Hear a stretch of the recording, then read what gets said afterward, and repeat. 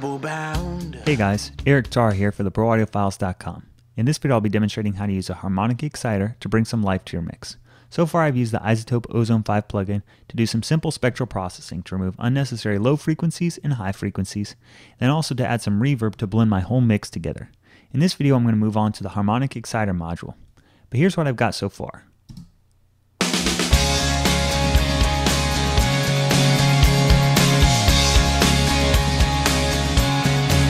Trouble bound. We hit the town. I'll never forget. Now if you're someone that works in a home recording studio or just someone that primarily works in the box, you might have asked yourself when you're working on projects, why do my mixes sound different from other music that I'm used to listening to? There can be several reasons for why this is happening, but one possible reason is that a lot of music that people listen to has been recorded and mixed on systems that add subtle saturation or harmonics. So now many people are used to listening to music this way, they come to expect it and even think that it sounds better in some cases. Well, one of the good things and bad things about digital recording systems is that you can record a very clean signal and you can process it in a linear fashion. But this is different from a lot of analog systems that might not be able to record as clean of a signal and in some ways can even saturate signals or add harmonics from nonlinear processing. So a harmonic exciter is something that can be used to simulate and achieve this same kind of sound. So let's get to the controls of the plugin. I've already switched over to the module. I'm just going to turn it on now. There are two basic controls that you're going to be working with here. There's an amount control, which is going to be how much processing is taking place, how much of the harmonics are being added into the original signal. Then you also have a dry, wet control, a mix control that allows you to crossfade between 100% of the processed signal and 0% of the completely dry signal. Before I even get to doing and adding in harmonics, I want to point out that right now it's in multi-band processing mode, and that there are actually 4 separate bands that you can add harmonics to separately. If you don't want to do this, all you have to do is go into the Options tab, click on the exciter, and switch to the number of bands. But I'm going to leave it as 4 bands. I think that's what I want to work with. Before I even get to do any of the signal processing, what I like to do whenever I'm working with multi-band processing is figure out the different frequency regions that I want to focus on. The way that I like to do this and pick them is based on the frequency regions of where basic instrument groups are located. So usually in the low frequencies, that's where you're going to have the bass and the kick drum. I pick my cutoff frequency here between the low frequency region and the low mids, such that I'm primarily just focusing on the bass and the kick drum down here. So if you want to focus on that, you just click on the solo button up here, and then you can do that. Cut out the snare. Now it's primarily kick drum and bass guitar. Next I'll focus on the low mids. Here I'm basically just looking for primarily the vocal region. Never forget that sound. Tonight I fell asleep at the wheel. I woke up just in time with chills darting. Next up in the high mids, I'm looking for more of those melodic instruments, things like acoustic guitars that have a lot of the upper mid frequencies. And then the high frequency band is going to be primarily just those kind of brilliant sounding frequencies, things like cymbals and stuff are up there.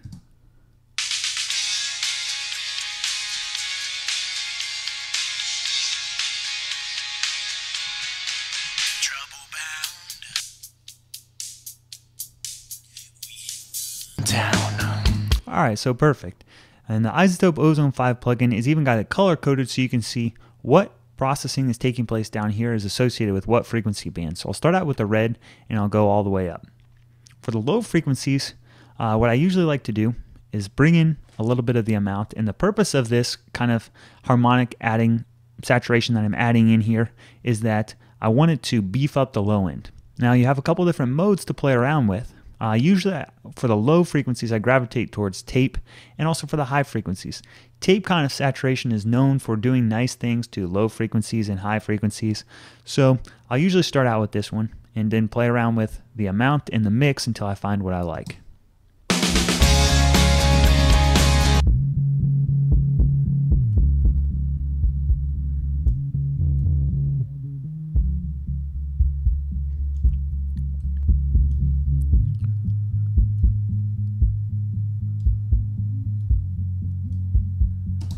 Now, with all kinds of processing at the mastering stage, you want to make sure you don't overdo it. And there's a couple ways that you can actually overdo it. One is to have the amount knob too high, and one is to have the mix knob too high. So usually what I like to do is start it around the 50% and then go from there. Typically I'm turning it down though, and then try out what the clean signal sounds like. Alright, and you can bypass it up here also using this button. You can see some harmonics are being added in, especially above even the frequency region that you're working on. Next up, the low mids. Tonight I fell asleep at the wheel. So that's the yellow region right here, or the gold one.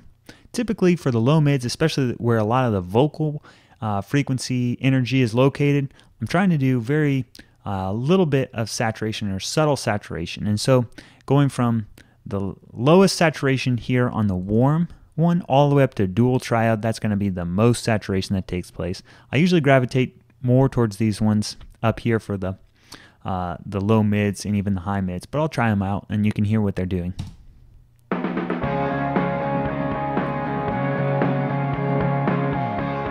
So even on the warm, a full amount, very gradual and subtle effect.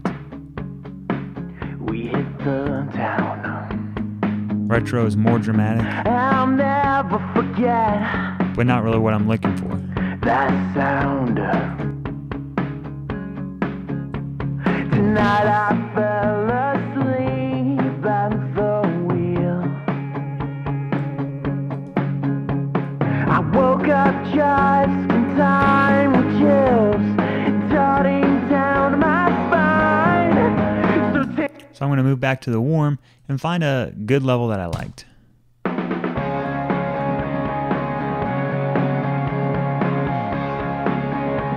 Usually I try and add it into where I'm not really noticing it, but then as soon as I take it out, then it feels like something's missing. We hit the town. I'll never forget. All right, now look at the upper mids. Here's where I might be more experimental with adding in more harmonics on some of these other modes.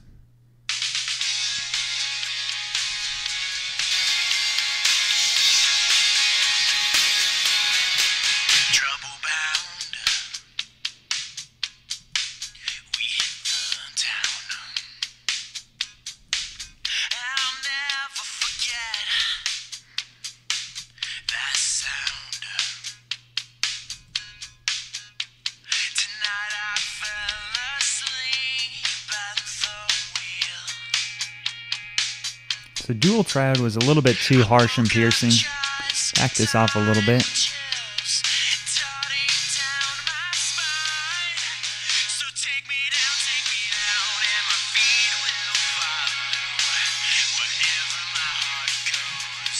Tube and triode were both nice. Finally, I'll move on to the high frequencies. Again, a lot of times I gravitate towards using tape one because I think that it's going to do nice things to high frequencies, but I'll try them all out here.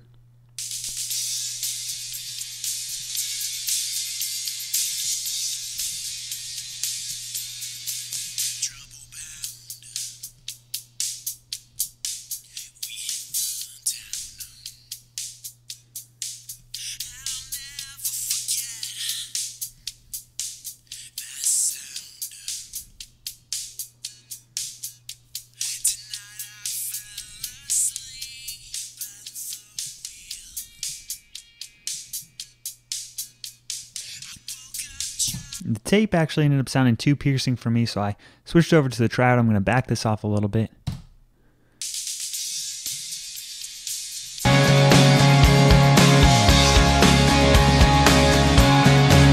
Trouble bound. We hit the town. Now let me A/B it back and forth so you can hear what the Harmonic Exciter is doing, and that is what it's really doing is just bringing some life into the mix, giving it some more energy.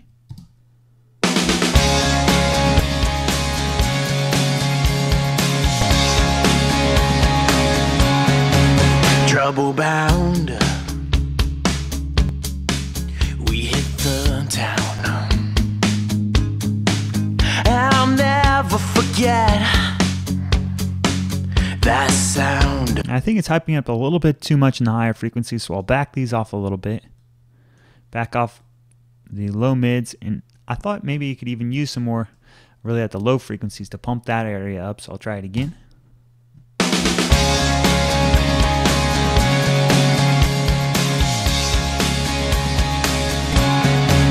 Trouble bound, we hit the town. I'll never forget that sound. Tonight I fell asleep at the wheel. You know, the harmonic exciter, just by its very nature, should be a subtle effect and not used to, if you notice it, then there's a problem. You don't want it to actually be noticed, but I guess the best way to describe it is that when you take it away, it feels like something's missing. When you add it in, everything sounds right, but then when it's gone, then your mix seems hollow and it seems like it's lacking something. So that's really all there is to the harmonic exciter. Stay tuned for the next video where I move on to the compression module and show you how I like to control the dynamics of my mix.